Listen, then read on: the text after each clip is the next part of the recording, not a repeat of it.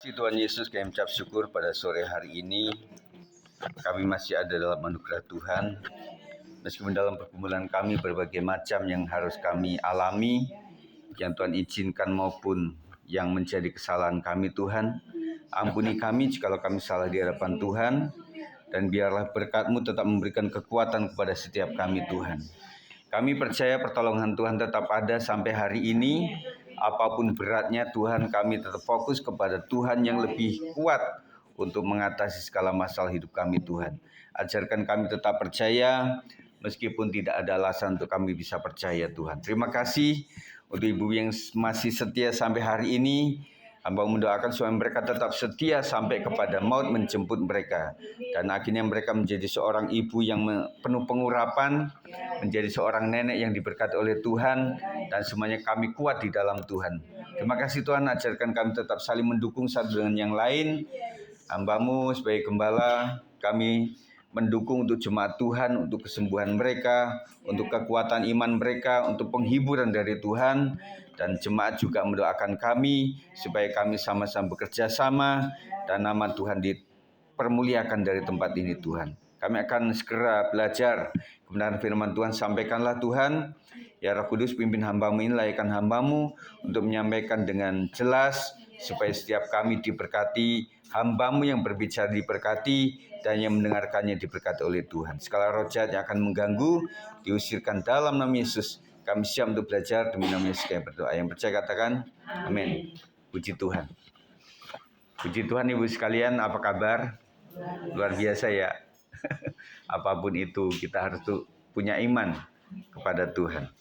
Kita akan belajar dengan judul tetap tenang di tengah guncangan. Ya. Apakah yang kita butuhkan? Apakah yang kita butuhkan, kita yang hidup di tengah dunia yang sikonnya sudah tidak baik-baik saja, tentunya tetap bisa tenang, itu ya. Kalau kita melihat seluruh dunia juga sedang mengalami kegoncangan ya. Kalau ibu-ibu pernah atau sempat melihat berita sekarang ini yang terjadi di LA juga luar biasa, California juga ya. Jadi kebijakan pemimpin mereka juga memicu banyak hal. Dan saya percaya bahwa itu akan memicu juga seluruh dunia ini Tuhan. Ya saudara sekalian. Dan kita mensyukuri untuk sampai hari ini juga negara Indonesia ya tetap utuh oleh karena anugerah dan kemurahan Tuhan saja. Apa alasan kuatnya untuk bisa kita tetap tenang? Kan kita dipanggil untuk tetap tenang menghadapi apapun juga gitu ya. Nah kita pengen resepnya gitu loh. Nah kita tidak lagi mencari bagaimana ya hidup kita tetap nyaman dalam keadaan yang aman. Itu semua orang saya pikir bisa ya.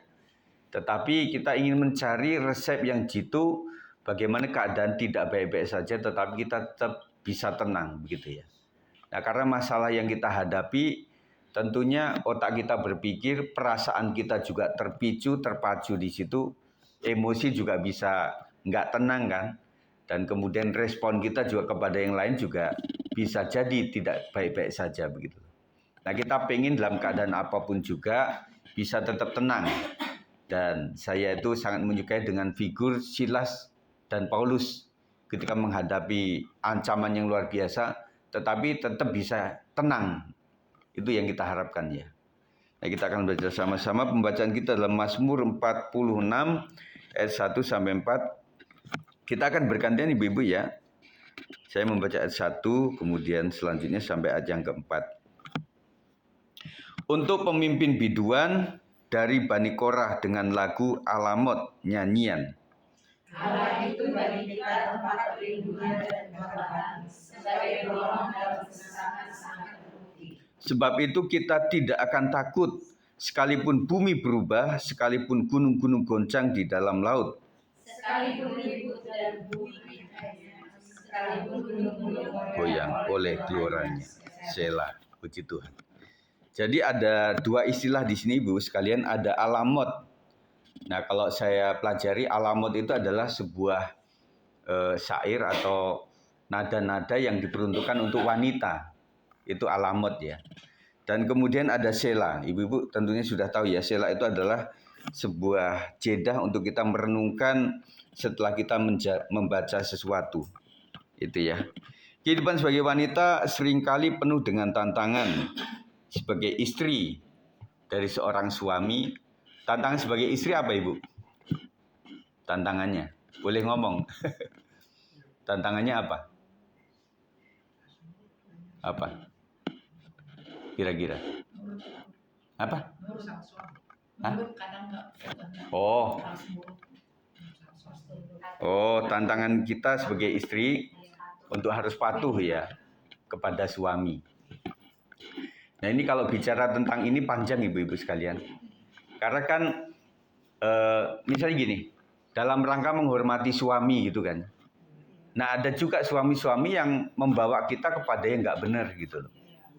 Nah bagaimana caranya begitu ya. Nah itu juga panjang itu untuk membicarakan tentang ini ya. Jadi kita dituntut untuk nurut kepada suami ya. Itu yang paling susah ya. Nah kadang-kadang kalau kita ngebantah juga nanti kita dibilang kamu kenapa nggak hormat sama suami begitu ya. Nah kita juga berpikir juga waktu hormat sama dia itu hormat yang seperti apa, nurut yang seperti apa gitu loh. Idenya dia itu benar atau tidak gitu ya. Makanya sering kan saya itu membawa kita supaya suami istri itu ada di dalam satu wadah yang kita punya pengajaran juga sama dan semoga imannya juga sama begitu loh. Jadi ide suami juga, oh iya itu sesuai dengan firman Tuhan begitu ya. Nah akan menjadi pergumulan bagi ibu-ibu ketika suami tidak persis nuruti firman Tuhan. Nah dan kita juga berpikir wah kita nggak boleh ini nggak sopan sama suami kan begitu ya. Nah kemudian juga status kita sebagai wanita itu adalah ibu dari anak-anak. Nah ini apa nih yang menjadi pergumulan sebagai seorang ibu terhadap anak-anak? Apa itu? Yang terutama anak-anak Gen Z ya maupun anak-anak yang sudah besar. Kok boleh ini apa Bu? Terhadap Amel Bu misalnya. Harus benar-benar untuk mendidik benar-benar. Iya. Harus penuh diperhatikan. Apalagi anak tunggal ya Bu ya. Nah, kalau terhadap suami itu kita pengen nurut ke dia, dan bagi ibu terhadap anak-anak, kita juga berpikir bagaimana anak-anak bisa nurut sama kita kan gitu ya. Nah, itu pergumulan panjang. Karena anak-anak kita itu kan memang diasuh dari awal sampai akhir. Enggak, oh sebulan dititipin sini baru sebulan dibawa lagi, enggak. Itu sepanjang umur dan kemudian setiap tahap itu punya pergumulannya sendiri. Waktu anak-anak ya seperti itu, masih nurut enak gitu ya. Waktu dia SD, SMP, SMA itu beda lagi. Nah nanti anak perempuan sama anak laki juga beda. Anak tunggal sama 2 bersaudara atau 3 bersaudara beda lagi, gitu ya. Dan kemudian anak-anak yang ada misalnya ada orang tua asuh yang lain, misalnya bukan diadopsi, tetapi punya peran untuk bisa mempengaruhi anak, itu juga beda lagi. Misalnya omnya atau tantenya yang dekat sama dia, belum tentu nasihat dia itu sesuai dengan yang kita didikkan gitu loh pada mereka itu. Itu juga saya perhatikan banyak pengaruh juga gitu loh. Nah setelah dia pulang dari tantenya kok agak beda ini. Mulai nggak suka makan di rumah atau bagaimana seperti itu ya. Atau sebaliknya gitu ya. Dan kemudian ketika dia diajak jalan sama omnya, kok pulang-pulang beda gitu. Nah itu ada pengaruh apa gitu ya. Nah itu beda lagi. Nah waktu anak kecil itu masih sama kita, terus kemudian sudah besar misalnya SMP, dia sempat ikut atau sama pamannya, atau kemudian waktu SMP itu pamannya yang pindah ke dekat rumah kita, itu juga beda nanti. Nah kemudian nanti setelah dia udah mulai besar anak itu, ketika dia juga sudah memiliki mertua gitu ya, nanti juga beda lagi nanti. Mungkin dia lebih memihak kepada mertuanya atau sebaliknya begitu ya. Nah itu asuhannya luar biasa itu. Ya, jadi kita mesti berpikir bahwa anak itu harus seperti apa. Sebagai nenek dari cucu-cucu, Bu Sarah kesulitannya apa Bu terhadap cucu Bu? Pergumulannya ya. Iya. Ya itu udah mulai bisa ngomong. Makasih Oma, makasih aku udah dirawat dari kecil. Masa gitu? Oh gitu. Tahu ya? ngomongnya gitu kata si Amo, masa anak sih bisa ngomong gitu. Oh, iya. Kan dari Cerdas kecil juga. emang dari lahir kan di rumah Mm-mm. sampai umur berapa ya, 2 tahun baru pindah. Iya. Itu perempuan ya, Bu ya? Iya, Perempuan. Kalau Mbak Sol kan punya ini ya, cewek cowok. cewek cowok ya. Gimana kalau Mbak Sol?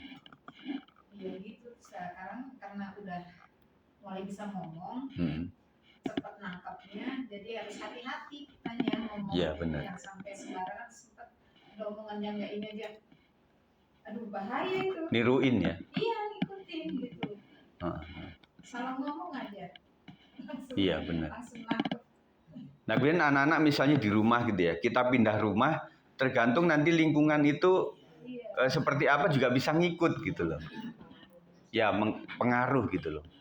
Dan kita juga ingat pengaruh jahat itu lebih cepat dibandingkan pengaruh yang baik gitu ya. Nah, makanya disinilah PR bagi teman-teman kita guru sekolah minggu supaya bisa mengajarkan yang baik.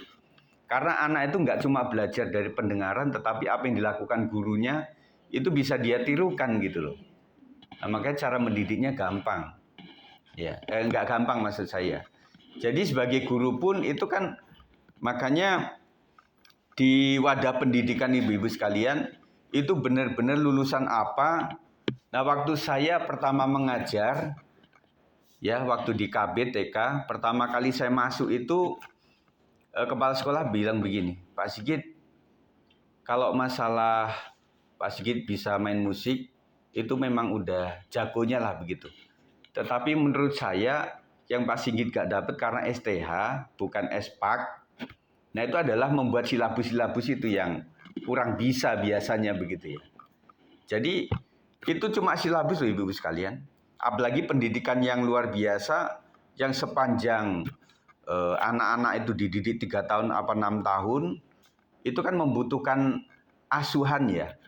Nah, dia seorang guru itu kan mengasuh, apalagi guru wali kelas, yang dia mesti memegang beberapa pelajaran.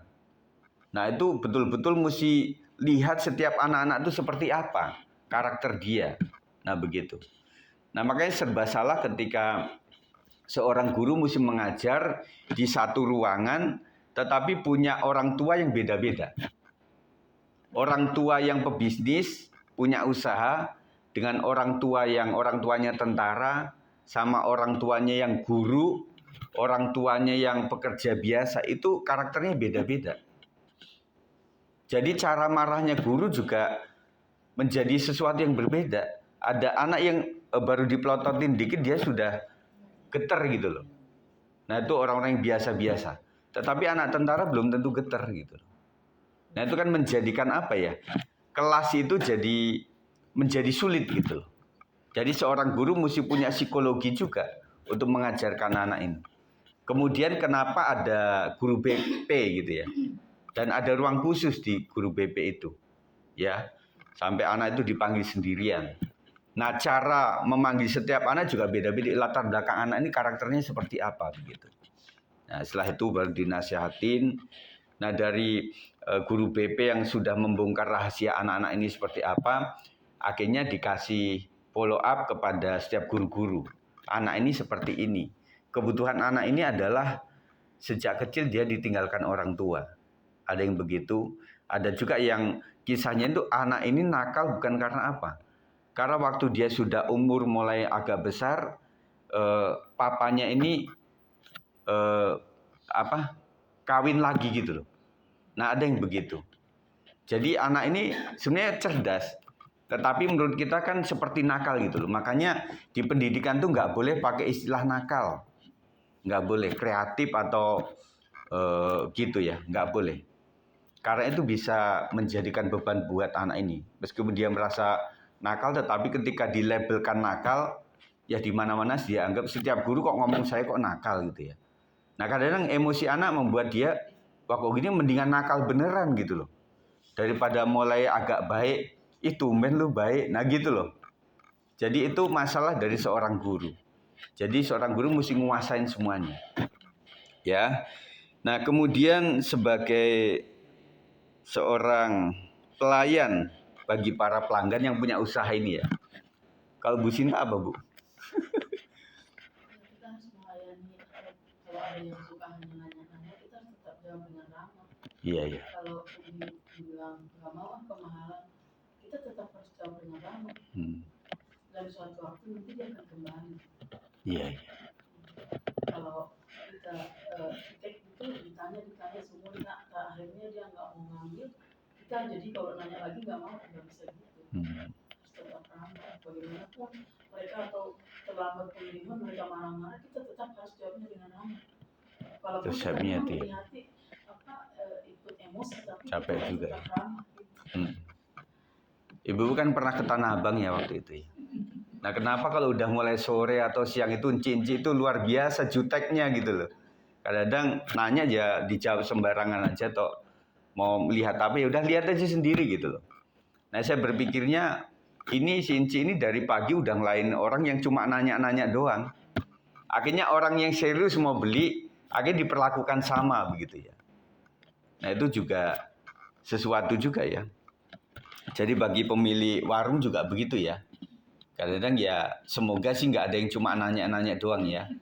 Nah jadi itu adalah pergumulan kita. Juga menghadapi tekanan dari berbagai arah tentang seorang pelayan juga seperti itu. Nah kenapa saya sebutkan sini seorang pelayan? Karena saya berharap bahwa setiap kita juga memang ministry, pelayan itu di segala hal. Nggak cuma dalam gereja, tetapi melayani orang, tetangga, atau melayani siapapun, orang tua, keluarga besar, baik itu keluarga besar yang sudah Kristen maupun yang belum, kan pelayanan itu harus terbaca betul, terasa gitu loh. Jadi itu juga pergumulan kita, bagaimana kita disakiti dan merasa tidak sakit dan bisa mengampuni, itu juga pergumulan buat kita sekalian. Nah kita lagi cari nih, bagaimana caranya kita bisa hidup tenang, meskipun seharusnya kita tidak tenang begitu loh. Namun firman Tuhan hari ini mengingatkan bahwa Tuhan adalah perlindungan kita yang tidak tergoyahkan. Yang pertama renungan kita adalah Allah tempat perlindungan dan kekuatan. Ayat 2 Ibu baca coba apa? Lalu bagi kita tempat perlindungan dan kekuatan.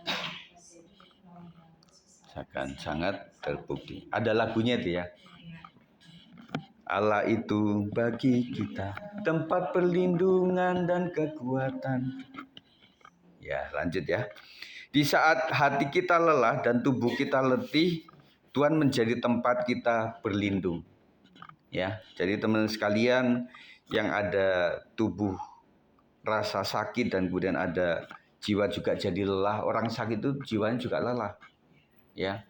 Jadi mikirin apa ya? Maksudnya dia sendiri mikirin dia sendiri juga butuh orang lain. Dan benar orang lain yang menolong juga terbatas kadang-kadang. Nah, waktu orang terbatas juga nolongnya juga jiwanya juga terganggu juga. Ini orang apa-apa minta kan gitu. Jadi emosi, yang sakit lebih emosi gitu loh. Itu ya. Jadi di saat kita mengalami seperti itu, ya kita percaya sebagai orang Kristen tentunya Tuhan yang menjadi tempat pelindungan kita. Tetapi prakteknya kan seperti apa? Itu ya. Ia bukan hanya memberi kekuatan, tapi dialah sumber kekuatan itu. Nah, bedanya memberi kekuatan sama sumber kekuatan apa Ibu? Ya. Iya. Ini misalnya ada aliran sungai gitu ya. Nah, saya cedok, saya kasih. Ketika itu nggak ngalir ya terbatas, saya nggak akan bisa ngasih lagi. Tetapi ketika orang itu punya sumber airnya, ya udah dia cedok, dia kasih, nggak akan pernah berhenti. Itu bedanya. Ya, mata air. Nah, kita bersyukur bahwa Tuhan kita itu adalah sumber kekuatan kita. Artinya stoknya Tuhan itu nggak akan pernah kurang pada kita. Jadi jangan kita berpikir, aduh kemarin sudah minta, sekarang minta, nanti minta lagi, takut nanti kekurangan. Saya percaya Tuhan nggak akan kekurangan, support itu. Dan bahkan Ibu sekalian bayangkan bahwa Tuhan itu kasih mujizat seluruh dunia. Dan itu berapa miliar orang itu. Dari setiap abad mujizat dikasih. Dan nggak habis-habis. Ya. Sampai Tuhan nanti datangin 2 kali untuk menjemput kita. Itu nggak akan habis-habis. Ya. Sejak zaman Elias, sejak zaman Musa, itu mujizat dilakukan dan nggak akan habis-habis. Sampai sekarang pun itu. Dalam situasi krisis, dia tidak pernah terlambat. Ya, jadi Tuhan itu bukanlah Tuhan yang terlalu cepat juga, tetapi juga Tuhan yang tidak terlalu lambat juga. Tetapi kita punya iman bahwa Tuhan itu tepat waktu. Nah, tepat waktu itu menurut Tuhan, bukan menurut kita. Kalau menurut kita, oh seharusnya kenapa nggak kemarin kok, harus sekarang gitu loh. Karena kita itu berpikir saya dan lingkungan kecil saya. Tetapi Tuhan itu berpikir adalah satu orang anak Tuhan, itu lingkupnya banyak dan panjang. Bahkan kalau saya bisa katakan, satu orang pun kadang-kadang Tuhan pikirin juga untuk seluruh dunianya, bagaimana gitu. Jadi bagaimana, apakah orang yang ditolong dari kampung lain, dari daerah lain, dari negara lain, atau memang dari sekitarnya saja, teman jemaatnya, dari gembalanya, atau siapapun, Tuhan sudah bisa ngatur semuanya. Jadi kita jangan berpikir, wah kalau saya melakukan ini, harus penolongnya dari daerah sini. Enggak selalu begitu. Tetapi Tuhan ada di segala tempat. Yang kedua, keberanian di tengah kekacauan. Ayat 3 baca Ibu-ibu. Satu orang saja. 1, 2, 3. Bu Marta juga.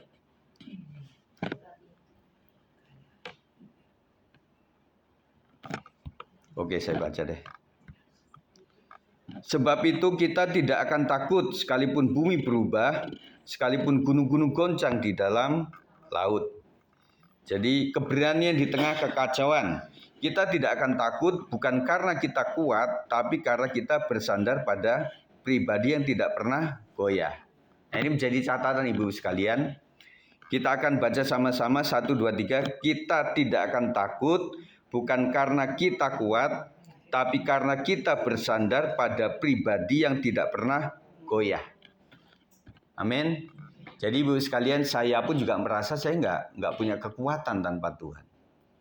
Jadi kekuatan yang saya miliki itu adalah kekuatan karena bersandar kepada pribadi yang tidak pernah goyah. Dunia bisa berubah, keadaan bisa tidak menentu, tapi Tuhan kita tetap setia dan memegang kendali. Masih percaya Ibu sekalian bahwa Tuhan tetap setia? Amin. Tetap pegang kendali hidup? Amin. Jadi apapun masalahmu, kalau Tuhan sudah pegang kendali itu luar biasa. Jadi istilah kata kita sudah berusaha sekuat tenaga, dan kemudian ketidakmampuan kita itu dihandle sama Tuhan. Kayak seorang anak kecil yang dibawa jalan dalam keadaan bahaya, tetapi ada papanya di situ. Dia berani loh, anak kecil itu. Karena apa? Ya ada papaku gitu loh. Jadi kalau saya ada apa-apa, pasti dia yang nolongin gitu loh. Ya. Jadi itu adalah iman seorang anak yang tidak punya kekuatan kepada Bapa yang baik, Bapa di sorga. Jadi kita nggak akan takut lagi. Yang terakhir, keadaan boleh goncang, tapi hati kita tetap tenang. Ayat 4 Ibu Cindy. Sekalipun ribut dan berbuih airnya, sekalipun gunung-gunung goyang oleh geloranya Selah. Amin. Kadang hidup seperti lautan yang bergelora, masalah datang silih berganti. Makanya disebutnya kehidupan itu adalah perahu kehidupan. Ya. Jadi perahu kita itu kadang-kadang tenang, kadang-kadang goncang, kadang-kadang kita sudah kendalikan untuk lurus, kadang-kadang ngenganan, ngengiri seperti itu ya. Kehidupan seperti itu. Tetapi imanlah yang membuat kita tetap bisa berdiri. Jadi iman itu seperti sauh yang kuat yang ada dalam lautan kehidupan kita. Hati kita bisa tetap tenang karena kita tahu Tuhan menyertai kita. Ini adalah luar biasa kalimat yang kita buat, Immanuel di segala musim kehidupan. Jadi saya percaya di masa susah maupun senang, di masa ada duit maupun nggak ada duit, yang penting harus ada Tuhan. Intinya itu. Yang membuat kita damai sejahtera yang tidak masuk akal adalah karena Tuhan ada di musim itu. Musim paceklik Tuhan ada. Musim kaya raya Tuhan ada. Dan juga musim kita lagi menghadapi masalah Tuhan ada. Musim kita dikasih kesuksesan Tuhan ada di situ. Amin. Jadi membuat kita tetap kuat. Dan saya percaya ketika Tuhan ada di saat kita miskin, kita juga merasa bahwa kalaupun saya nanti dikasih kemurahan untuk memiliki kekayaan, semua karena Tuhan. Jadi efeknya apa? Orang yang miskin kemudian kaya, dia nggak akan sombong. Dan kemudian orang yang kaya raya tadinya, kemudian dia jatuh miskin, karena dia tahu itu adalah izin Tuhan, dia juga tidak terlalu memelas begitu loh. Ya, Puji Tuhan. Jadi ibu sekalian, itu saya sampaikan pada saat ini, dan kita berdoa, saya berdoa supaya ibu-ibu tetap kuat ya, menghadapi sebagai oma menghadapi cucu-cucu, sebagai istri menghadapi suami, sebagai seorang ibu menghadapi anak-anak yang seperti apa. Kita serahkan semuanya ke dalam tangan Tuhan. Dan saya mendoakan supaya setiap kita kuat dalam keadaan apapun juga. Amin. Puji Tuhan, kita akan berdoa. Terima kasih Tuhan, saya mengucap syukur untuk anugerah Tuhan yang luar biasa, bahwa Engkau tidak pernah berhenti untuk mengasihi setiap kami Tuhan, karena kami percaya bahwa di dalam kepercayaan itu kami memiliki kekuatan yang luar biasa. Kami sangat bersyukur Tuhan tidak pernah meninggalkan kami sedetik pun Tuhan, meskipun kami merasa Tuhan tinggalkan kami, tetapi tidak pernah Tuhan tinggalkan kami. Roh Kudus yang senantiasa ada dalam kehidupan kami, dalam hati kami, itulah yang membimbing kami, memberikan penghiburan, kekuatan yang sejati Tuhan. Dan apapun masalah ibu-ibu hari ini Tuhan, ada yang harus menghadapi sakit penyakit, ada yang harus menghadapi anak-anaknya, menghadapi suaminya yang sedang sakit, dan juga menghadapi menantunya, mertuanya, dan anak cucu menantunya. Kami serahkan mereka dalam tangan Tuhan. Menghadapi usaha mereka, kami serahkan semuanya dalam tangan Tuhan. Dan kami percaya kekuatan yang daripada Tuhan yang membuat kami sanggup untuk melakukan segala sesuatu yang terbaik Tuhan. Kau melihat dan mendengar setiap doa-doa kami Tuhan. Dan menyerahkan saat sore hari dalam tangan Tuhan. Kami percaya memiliki pegangan yang luar biasa, yaitu Tuhan tempat kami berlindung, tempat kami dikuatkan, dinasihati, dibentuk.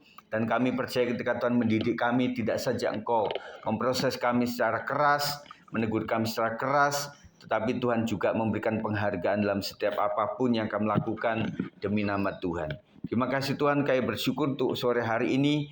Akhirnya kami boleh melakukan ibadah ini, dan kami serahkan semua dalam tangan Tuhan. Kau mengerti apa yang harus Engkau lakukan Tuhan, kepada setiap iman-iman, doa-doa setiap kami Tuhan.